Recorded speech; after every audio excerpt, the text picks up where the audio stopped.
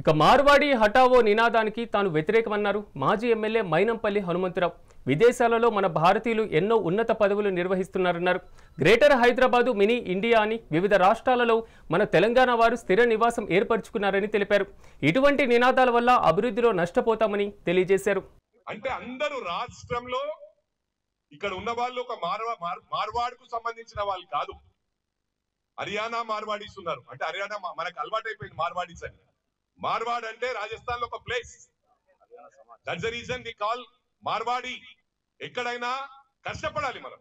ఆ రోజు తెలంగాణ ఉద్యమం పేరు మీద విడిపోయాం. That is different. అన్నదమ్ముల్లా విడిపోయాం. నేను ఆ రోజు కూడా చెప్పాను.